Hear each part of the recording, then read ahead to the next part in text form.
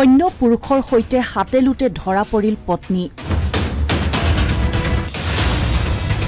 পত্নীৰ অবৈধ প্ৰেমৰ বাবে হত্যাৰ বলি হল CRPF জোৱান গুৱাহাটীৰ কাহিলিপাৰাত সংঘটিত হৈছে এক নৃশংস হত্যাকাণ্ড কাহিলিপাৰাৰ ভাড়াঘৰৰ বন্ধ কোঠাত CRPF জোৱানক হত্যা অবৈধ প্ৰেমৰ বাবে পত্নীয়ে প্ৰেমিকৰ সৈতে মিলি হত্যা কৰিলে স্বামীক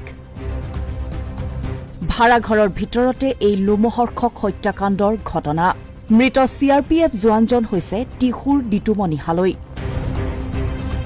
মণিপুৰৰ 175 বেটালিয়নত কৰ্মৰত আছিল ডিটুমণি কৰ্মসূত্ৰে মণিপুৰতে বেছিভাগ সময় থাকিছিল জোৱানজন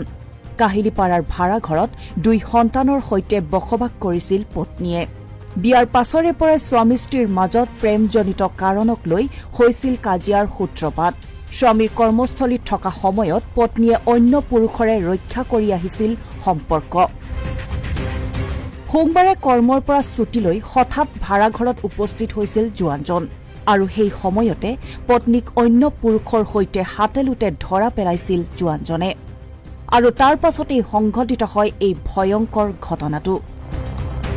পত্নী আৰু প্ৰেমিকে মিলি হত্যা কৰিলে CRPFৰ জোৱানজনক বহু দিনৰ পৰাই ঘৰৰ কাষত নৱনিৰ্মিত পঞ্চায়ত কাৰ্যালয় বনোৱা ঠিকাদাৰৰ লগত পৰকীয়া প্ৰেম চলি আছিল ডিটুমণি হালৈ পত্নী হীৰামণি হালৈ যাৰ বাবে উক্ত হত্যাকাণ্ড হোৱা বুলি জানিবলৈ দিয়ে ৰাইজে